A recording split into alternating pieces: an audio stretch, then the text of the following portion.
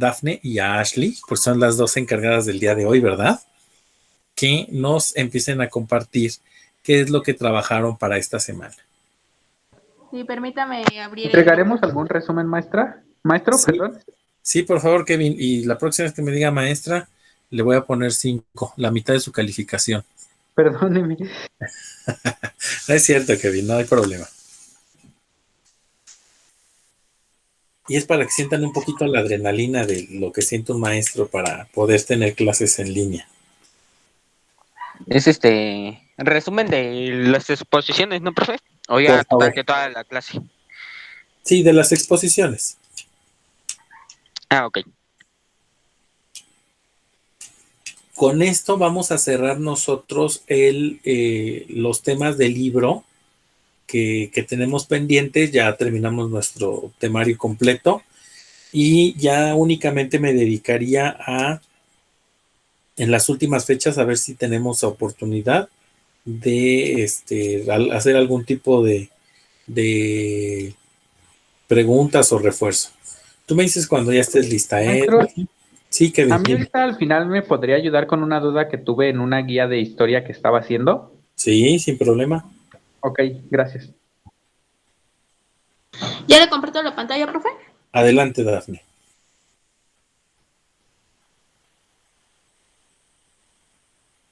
Y ahí se ve, ¿no? Ya estamos empezando a ver tu presentación. A ver, ahí está. Ahí está. Ashley, ¿ahí estás? Ya, dale.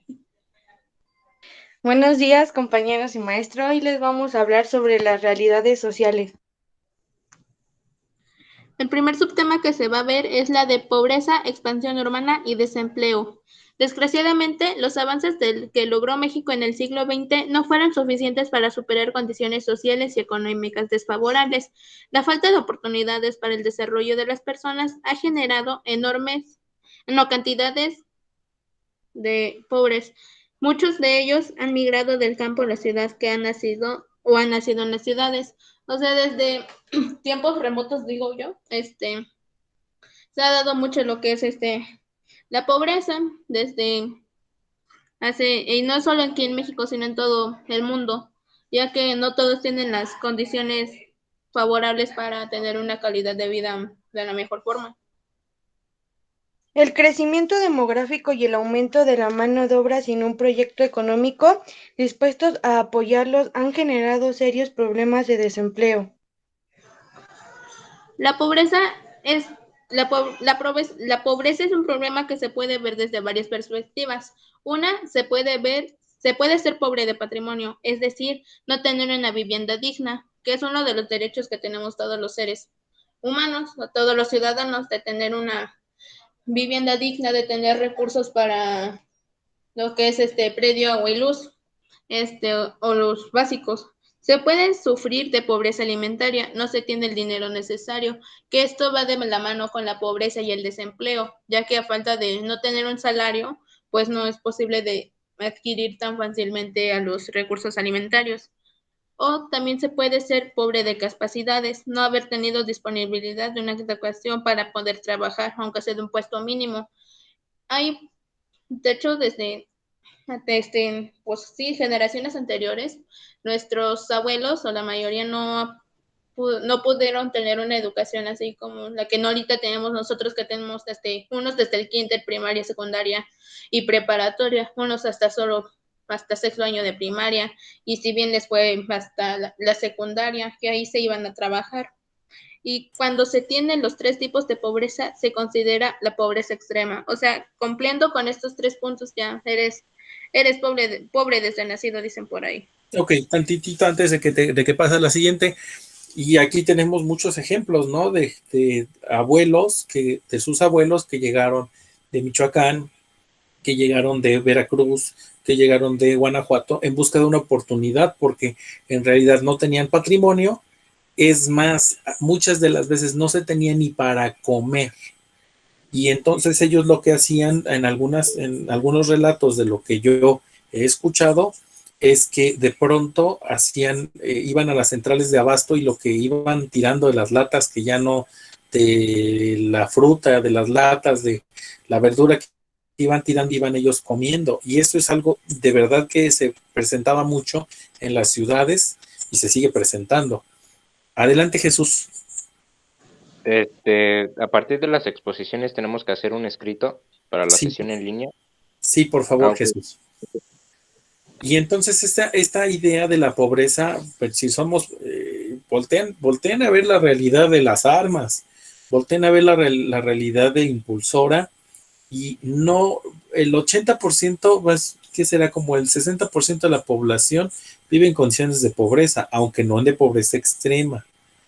Sin embargo, sí tenemos que ver que la realidad social en México hoy es muy, muy, muy difícil en cuanto a la cuestión económica. Díganme, cuántos de los alumnos van a una escuela particular, por ejemplo? ¿O cuánta de la educación en México es de calidad? Y se van a empezar a dar cuenta de los estándares de pobreza de los que les hablo. Adelante, Dafne.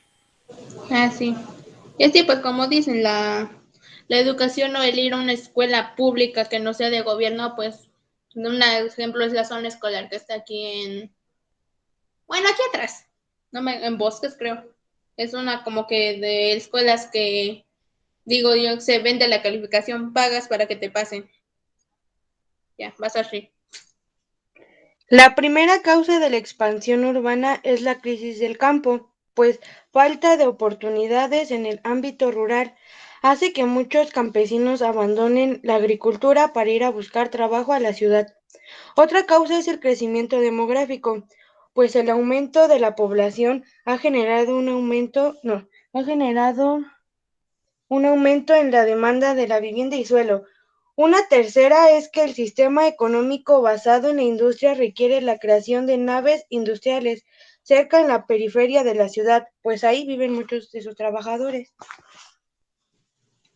Tanto en la ciudad como en el campo, el desempleo es un problema grave en el país. Otro problema es el empleo informal, pues a pesar de que las estadísticas oficiales el INEGI en marzo del 2013 dicen que 95% de la población tiene trabajo, pero en realidad el 58% lo hace informalidad, es decir, no tienes derechos ni labores a la salud pública.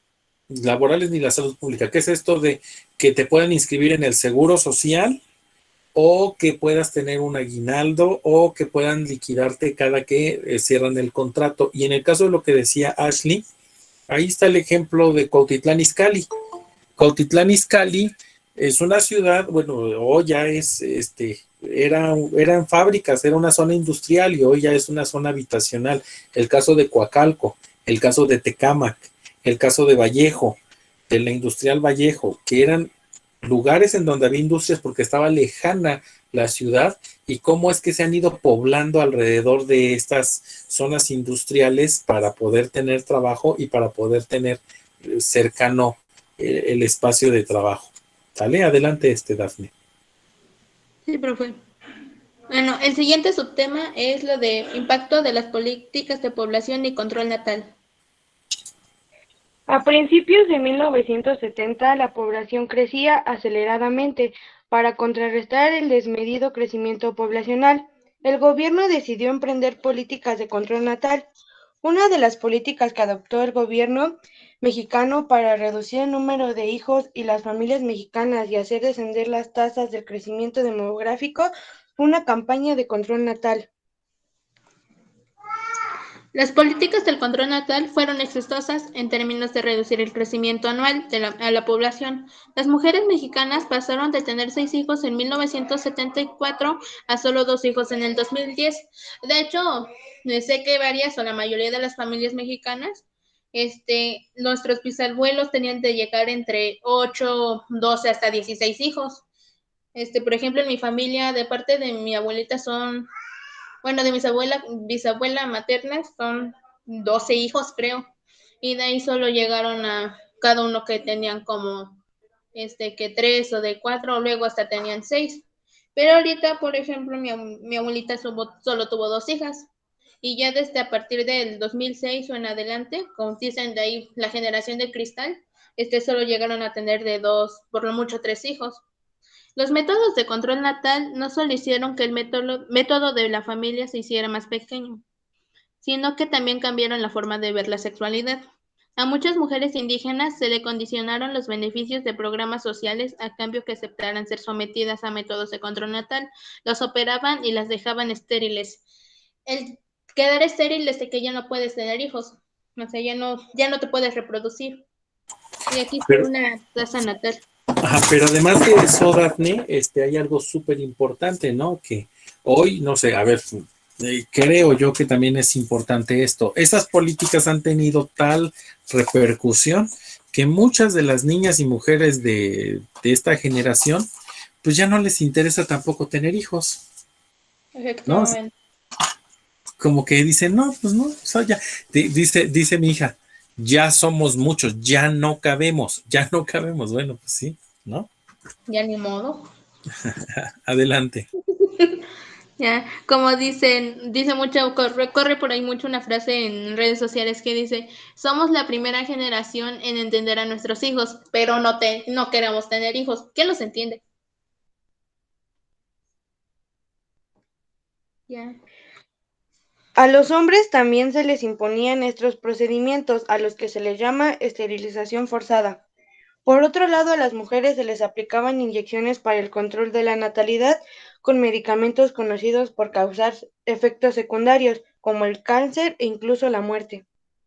Se podría decir que la esterilización experimentaban con indígenas o personas que estuvieran dispuestas.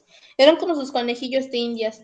Y pues sí, los efectos secundarios mencionan aquí en las mujeres, fue el cáncer, incluso la muerte, porque no estaba como que muy asegurado. Era muy riesgoso y sigue siendo un poco riesgoso el hacerse estéril porque no saben los efectos secundarios que puede causar en tu organismo. Bueno, el tercer subtema es respuesta de la población en situaciones de desastre. El 19 de septiembre de 1985, la Ciudad de México se despertó con la sacudida de un terremoto que alcanzó 8.1 grados en la escala de Richter. Hubo miles de muertos y heridos, centenares de edificios dañados y derrumbados. Frente a la catástrofe, el gobierno de Miguel de la Madrid pareció quedarse pasmado al observar cómo miles de personas de todos los puntos de la ciudad se movilizaron de manera espontánea para salvar a personas que estaban en los escombros. No cabe duda de que ese momento histórico mostró la profunda solidaridad que caracteriza a los mexicanos. Las consecuencias del sismo fueron varias. Por un lado, miles de personas quedaron como damnificadas, habían perdido familiares, pertenencias y sus hogares. La repercusión del sismo evidenció que muchos de los edificios que se habían derrumbado en la ciudad habían sido construidos sin cumplir las normas de construcción, lo que evidenció la corrupción de funcionarios encargados de supervisar la aplicación de tales normas. Algo así pasó con lo que ahorita pasó recientemente con la línea del 12 del metro. No estaba bien construida y pues se vino para abajo, una parte. Entonces, pues, como dicen, no fue error, sino negligencia o algo así. Al estar no bien construidas, pues trajo severas consecuencias. Profe, ¿nos podría hacer el favor de proyectar los dos videos que le mandé, por favor? Sí, con gusto. Se llama negligencia. Negligencia, ándale, no me acordaba bien de la palabra. Ok. Y entonces en ese sentido, pues vamos a ver cómo es el impacto de ese terremoto, de ese temblor. Y como dice Dafne, ¿no? Hoy lo vemos en la actualidad con la cuestión de la construcción del metro, en donde hubo negligencia y en donde volvemos a ver cómo la participación de la gente en el rescate es fundamental. Navarro. Llegó la hora, 7 de la mañana, 7 de la mañana, 19 minutos 42 segundos, tiempo del centro de México. Sigue temblando un poquitito, pero pues vamos a tomarlo con una gran tranquilidad. Vamos a esperar un segundo para poder hablar. Para los que trabajamos en televisión, esta imagen se llama Irse a Negros. Para la Ciudad de México, esa mañana del 19 de septiembre de 1985, esta imagen marcaba el comienzo de la más grande tragedia de la historia de nuestra capital. Nunca imaginamos que sería lo que fue. Al principio pensamos que lo único importante, estando a cuadro, era mantener la calma para poder calmar a quienes nos hacían el favor de vernos. De pronto recibo, tuvimos la necesidad de detenernos de este escritorio y cuando cobrabas conciencia, porque se queda uno en blanco, supongo yo que son segundos que podían finalmente parecer eternos. Piedra por piedra, techo por techo, ventana por ventana, hombre por hombre. Si alguien hubiera podido ver aquello desde el aire, hubiera marcado en el mapa de la ciudad nuevas heridas. Caía el Hospital General, caía el Hotel Regis y se incendiaba, caía en Tlatelolco el edificio Nuevo León, caía el edificio 1A en el multifamiliar Juárez, caía sobre la avenida Chapultepec un edificio de la revista Siempre, caía la secundaria número 3, Héroes de Chapultepec, caía el Conalep en las calles de Humboldt. Caer, caer, caer, caer. Más de 300 edificios totalmente destruidos, más de 700 a punto de ser solamente ruinas. Cientos más de construcciones que no podrán resistir en pie. Una fuerza brutal e incontrolable, ciega e impredecible, había tocado los cimientos de la ciudad. Allá en Chapultepec, donde las torres, 3 edificios habían caído. Por enfrente, los 5 pisos que daban dirección a nuestra casa, Chapultepec 18. Esa es la primera parte. Ya se dieron cuenta de la magnitud, ¿verdad?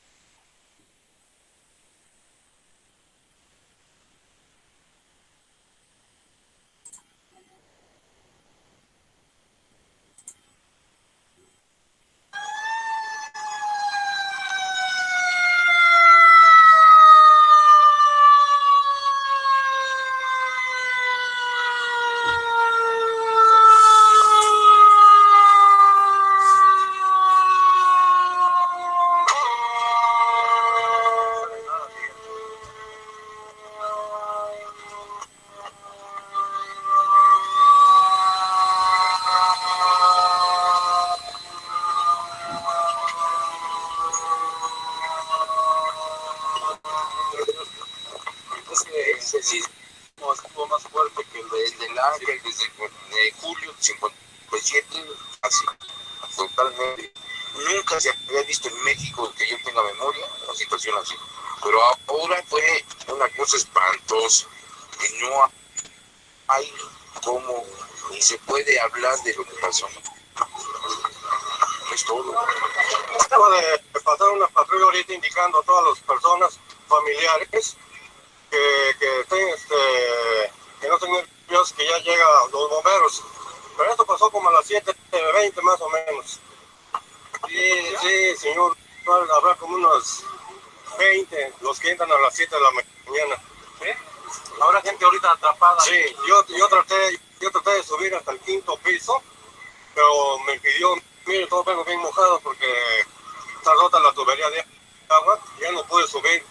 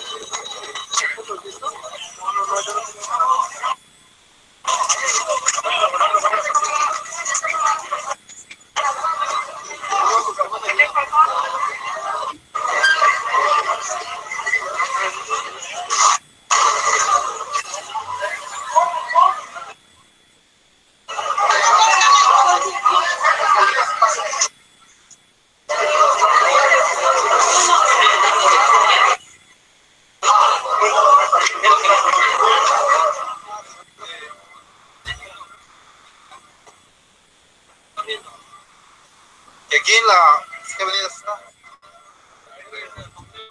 En la avenida Chapultepec, Cuauhtémoc, hay una unidad de rescate del Hospital Adolfo López Mateos para cualquier necesidad de los ciudadanos, ¿verdad? Nada más para que se ubique.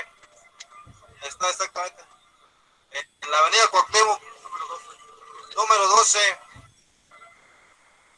sí, frente a Televitreatro, nada más, ahí estamos.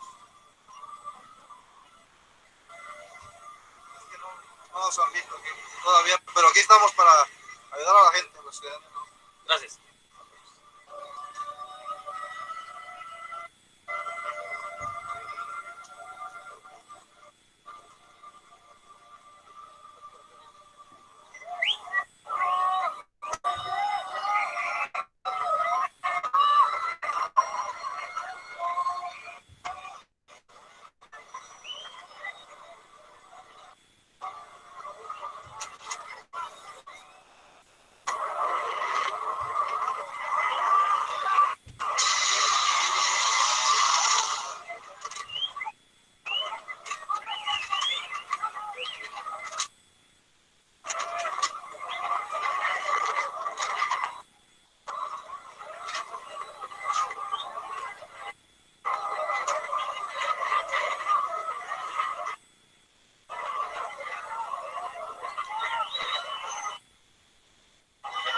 Estamos necesitando comida para aquí la Procuraduría.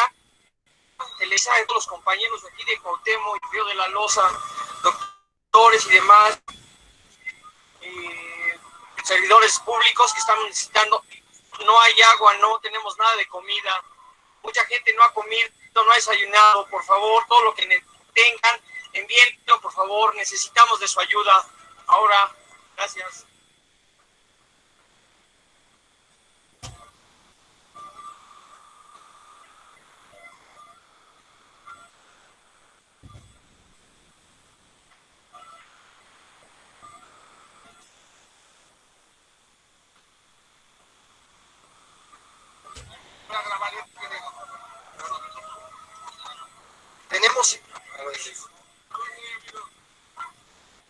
Tenemos instalado un puesto de socorro por parte del Hospital López Mateos del Iste en esta zona. Contamos con todo lo necesario para solucionar cualquier urgencia y trasladarlo al Hospital López Mateos. Es de que nos empiecen a mandar gente para que no se saturen los otros puestos de socorro. ¿Lo señalo? Contamos con aproximadamente 30 médicos, enfermeras y paramédicos. Gracias.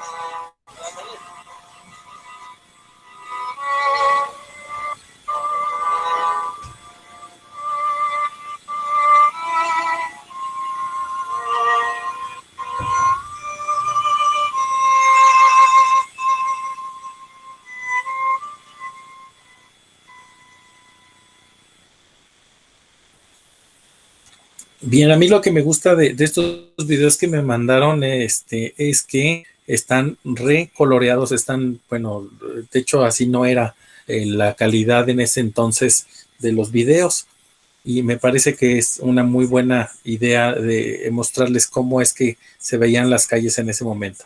Adelante, Dafne. Sí, profe. Y pues esta es una de las situaciones que ha demostrado que México es un país solidario, no solo con lo del terremoto de 1975, sino que también hace 4 años, con lo que pasó en el 2017, también en el 19 de septiembre, solo que se fue en la tarde.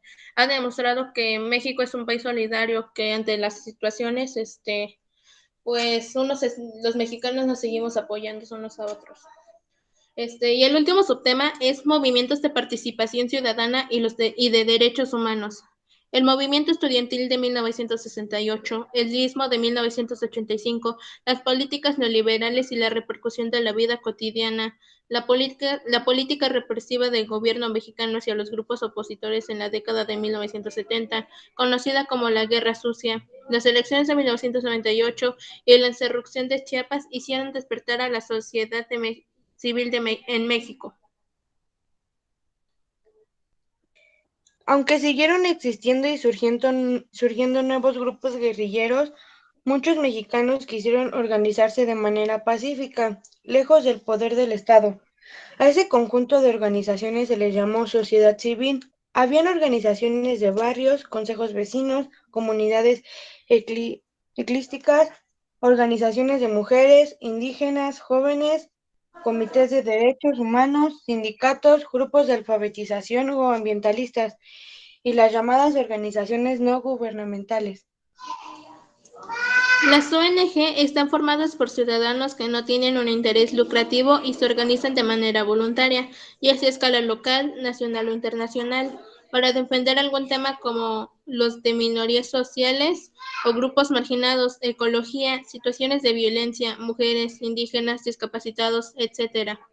Un importante avance en la defensa de los derechos humanos en México fue la creación de la CNDH, la Comisión Nacional de los Derechos Humanos. Sus antecedentes son largos, pero es importante señalar que tuvo muchas iniciativas por la defensa de los derechos humanos.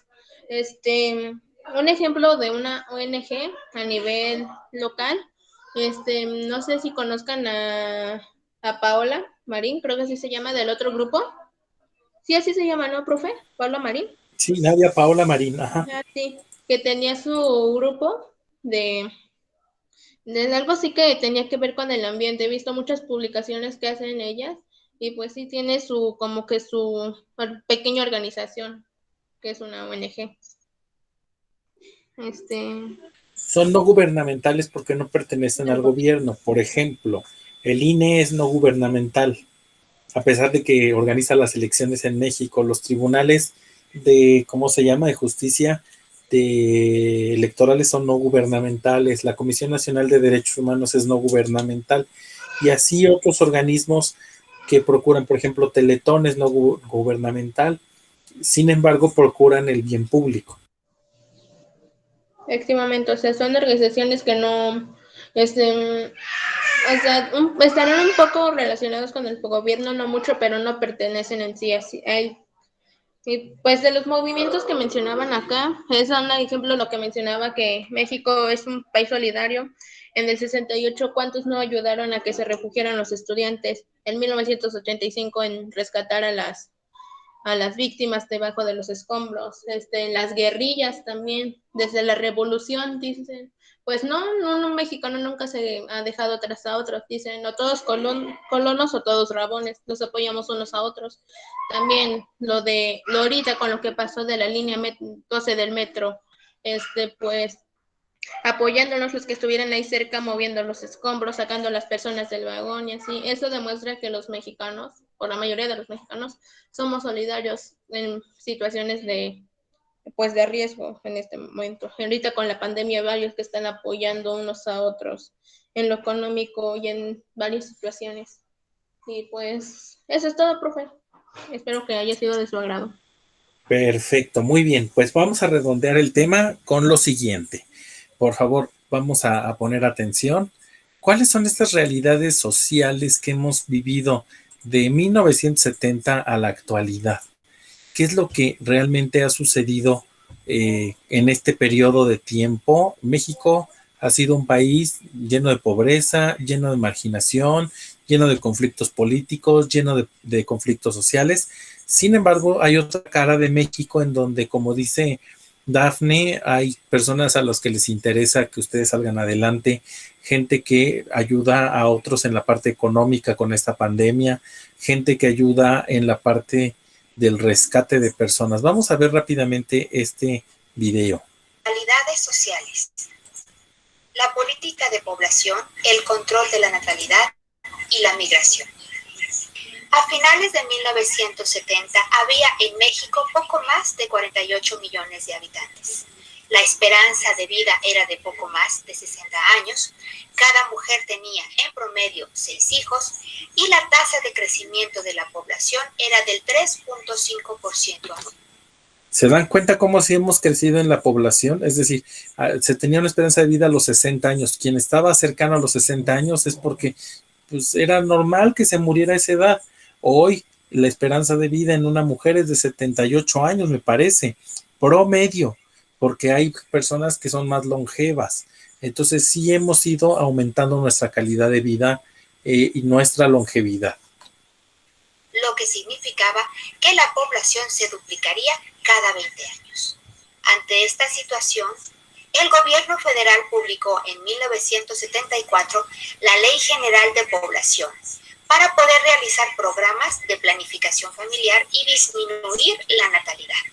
También creó el Consejo Nacional de Población, CONAPO, un organismo que se encarga de la planeación demográfica de nuestro país. Para el año 2000, la población de nuestro país se duplicó desde 1970 para llegar a una cifra de poco más de 98 millones de habitantes. Por otro lado, la tasa de natalidad, esto es el número de hijos en promedio que cada mujer procreaba, disminuyó a 2.7 y la esperanza de vida aumentó a 74 años. También en este periodo, entre 1970 y el año 2000, muchas personas emigraron desde el campo hacia las ciudades y también desde nuestro país hacia Estados Unidos. Para el año 2000, la cifra de mexicanos viviendo en el vecino país del norte superaba los 20 millones. Entre 1970 y el año 2000, la población de las ciudades continuó incrementándose de manera importante debido al proceso de urbanización. Esto es, que mucha gente que habitaba en el campo se traslada a los centros urbanos porque ahí se concentran las actividades económicas y por lo tanto hay mejores posibilidades de encontrar trabajo y educación que en las comunidades rurales. Para el año 2000, 53% de la población total de México vivía en zonas metropolitanas. En poco tiempo, miles y miles de campesinos llegaron a vivir a las ciudades. Esta expansión urbana tan rápida y desorganizada trajo importantes problemas a los habitantes de las ciudades. Por ejemplo, se comenzó a tener carencia de servicios públicos como drenaje, agua, luz, calles pavimentadas, recolección de basura, entre otros. Esto, por supuesto, deterioraba la calidad de vida de los habitantes de las ciudades, sobre todo en las zonas conocidas como marginales, en donde estos servicios eran nulos o sumamente escasos. Para el año 2000, casi la cuarta parte de la población de las ciudades vivía en zonas marginales. Las últimas décadas del siglo XX marcaron la etapa de la masificación de la educación en México. Esto es, que finalmente la educación pudo alcanzar a un gran número de mexicanos. En 1970, el número de niños inscritos en preescolar era de poco menos de 400,000. Para 1999, esta cifra era de 3.360.000 alumnos. La matrícula de educación primaria, por otro lado, creció desde 9.1 millones a 14.700.000 en el mismo periodo. En 1970, había 883,000 estudiantes cursando la secundaria. Para 1999, esta cifra era de 5 millones. También se incrementó de manera importante la matrícula de las preparatorias, las universidades y las escuelas formadoras de maestros. Por otro lado, el analfabetismo disminuyó del 23.7% al 9.5%. Sin embargo, y de acuerdo a los estándares internacionales, para el año 2000 México seguía rezagado de manera importante en materia educativa, ya que existían más de 30 millones de personas de 15 años o mayores que no estaban estudiando o que no habían concluido la educación básica. En promedio, un estudiante mexicano cursaba 7.5 años de educación, mientras que en los países desarrollados esta cifra era de 15 años por estudiante. En estos últimos 30 años del siglo XX, los servicios de salud también alcanzaron a un mayor número de mexicanos. Cada vez eran más los habitantes de nuestro país que eran atendidos ya sea por el Instituto Mexicano del Seguro Social o IMSS, o por el ISSSTE, el Instituto de Seguridad Social para los Trabajadores del Estado. Sin embargo, para el año 2000, casi 38 millones de mexicanos no tenían aún una cobertura en servicios de salud. Sobre todo a partir de la década de 1980, nuestro país ha sido testigo de diferentes movimientos y manifestaciones de participación ciudadana. Los movimientos feministas luchan en contra de la discriminación y la violencia al interior de las familias. Los movimientos ecologistas se manifiestan en contra de la contaminación y el manejo irresponsable de los desechos. También se han organizado grupos con intereses similares, por ejemplo, los colonos en ciertos fraccionamientos o colonias de las ciudades para intentar resolver sus problemas en común. Muchos grupos de ciudadanos y organizaciones civiles se han manifestado y se han reunido para defender los derechos humanos y para denunciar la tortura, las ejecuciones, la discriminación y la impunidad. En 1992 se creó la Comisión Nacional de Derechos Humanos, o CNDH, cuyo principal objetivo es la protección de los derechos humanos como están estipulados en nuestra Constitución Política. El 19 de septiembre de 1985, a las 7 de la mañana con 19 minutos, un terremoto de 8 grados en la escala de Richter, oscilatorio y trepidatorio, sacudió a la Ciudad de México y a otras poblaciones. El epicentro de este sismo fue localizado en las costas de Guerrero. El sismo ocasionó la destrucción total o parcial de cientos de edificios, entre los cuales se encontraban hospitales, escuelas, oficinas, departamentos y casas habitación. El sistema de transporte, las redes de comunicación y los servicios de alumbrado público y de agua potable, entre otros, fueron seriamente dañados. Ante la magnitud del desastre, el gobierno de nuestro país fue incapaz de responder con prontitud a las múltiples demandas de atención que eran necesarias de manera urgente. Fueron entonces los ciudadanos quienes se organizaron para llevar a cabo las labores de rescate de las víctimas, la atención médica, la organización y vigilancia de los campamentos de damnificados y la reconstrucción de viviendas. Uno de los problemas más persistentes de nuestro país y que se ha perpetuado a través de las décadas es el problema de la desigualdad social. Término desigualdad social se refiere a la diferencia en la calidad de vida entre unos y otros habitantes de un país determinado.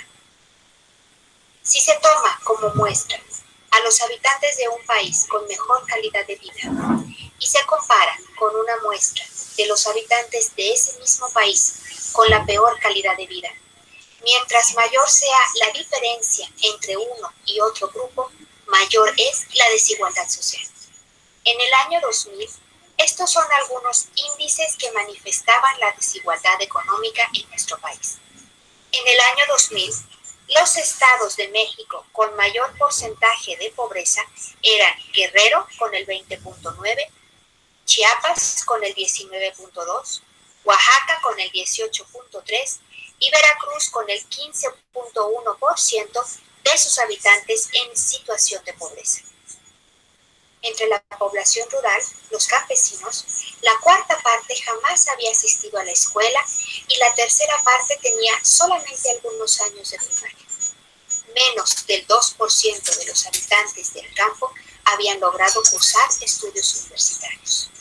El 7.3% de los niños menores de 5 años presentaban desnutrición crónica. A finales del año 2000, más de la mitad de la población de México recibía ingresos mensuales por menos de 2 salarios mínimos.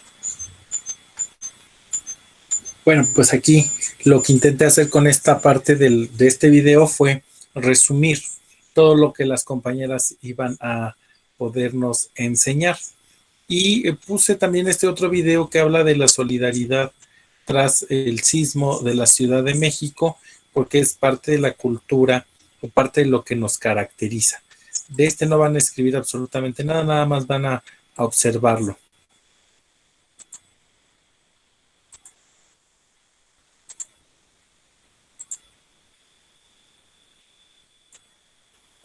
porque te habla del 20 de septiembre de 2017. Estamos hablando de algo mucho más cercano. Si necesitamos gente para el show de Torres, nos van a llevar unas camionetas y nos van a dar llevan todos. Está llegando estamos llegando, está parando toda la circulación, están llegando los hospitales. Lo de la comida necesitamos que llegue a las Cibeles. ¿Las Cibeles para dónde están? Necesitamos hacer una... Donde está toda la cadena, sigue así todo derecho. Necesitamos hacer una cadena.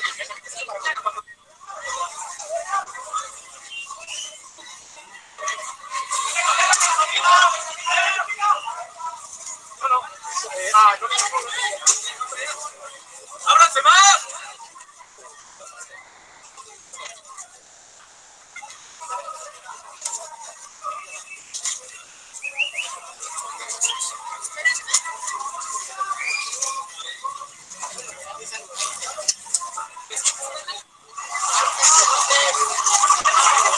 ¿Nos avisas?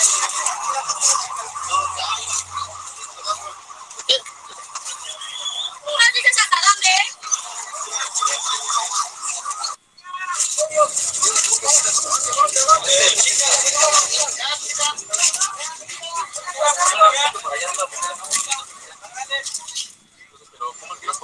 De este lado nos podemos coordinar. Ahí hay herramienta, hay equipo, hay víveres y ahí nos pueden coordinar. ¿Traemos la comida?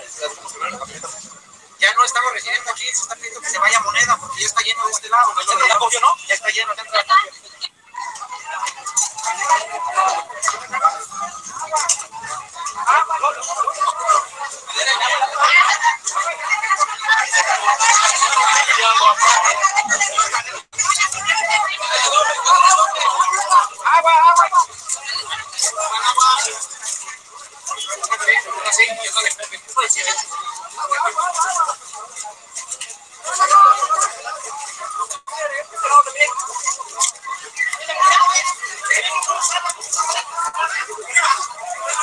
Necesitamos multicontactos, por favor pongan en redes multicontactos, pintura y bebidas energéticas, por favor, comida ya no, se está echando a perder, comida ya no. Oye, chica, necesitamos más hombres que damas. Y no hay discriminación, pero se necesitan promover encuentros. Material pesado.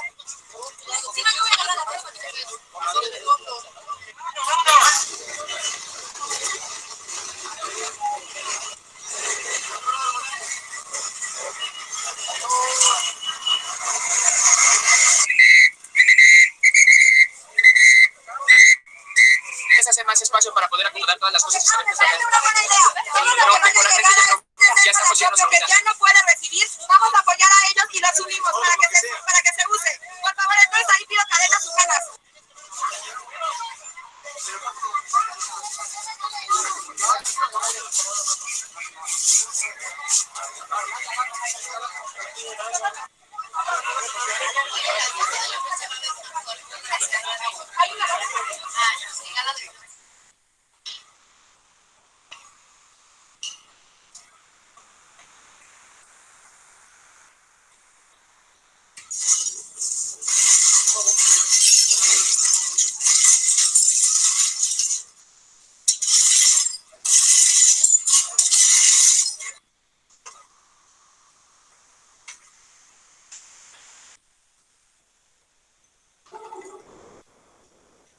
Entonces, como no me veían, por eso se veía decepcionar. Pero vela. Justo se está cayendo.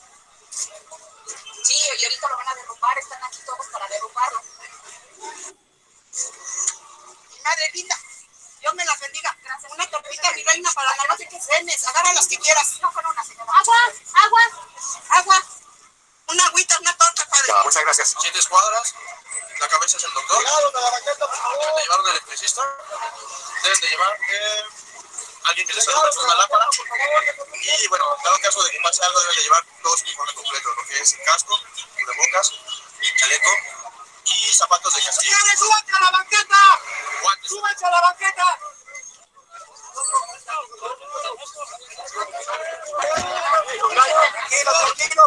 Tranquilos también.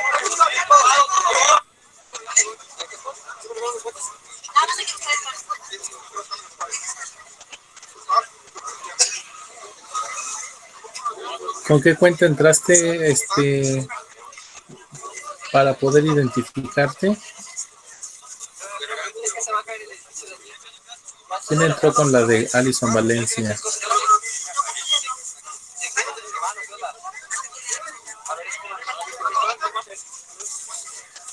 Creo que salió, ¿verdad? Iniciamos en un minutito, denme chance.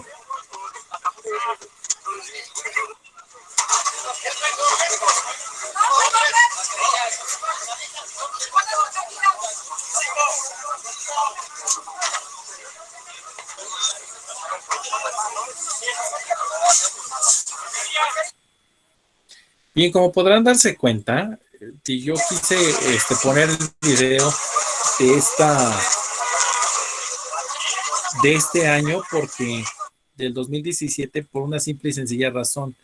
Lo que quería demostrarles es que lo que vivimos nosotros en 2017 aquí en Las Armas y todo eso no se compara con lo que se vivió en aquellas zonas de la Roma, y que se den cuenta cómo la gente sí sigue organizándose y sí sigue ayudando en ese sentido, ¿no? Entonces, pues espero que esto haya complementado bien tu exposición, Dafne. ¿Algún comentario que me quieran hacer? Pues no, creo que todo salió bien. Perfecto, no sean malitos, váyanme colocando sus nombres por apellidos para poder tener registro de su asistencia y nos vemos la siguiente semana. Por cierto, son muy poquititos, ¿eh? Recuerden que estamos a la vuelta de las evaluaciones. Recuérdenles a sus compañeros que no están asistiendo que, pues, si no asisten a las clases, vamos a vernos en la necesidad de poner las calificaciones reprobatorias de todos aquellos que no estén asistiendo. ¿Vale? Ok, profe. Hasta luego. Cuídense Nos mucho. vemos mañana. Hasta luego, maestro. Mañanita, primero Dios, los que estamos en Quantrix. Hasta luego, maestro. Nos vemos, Dani.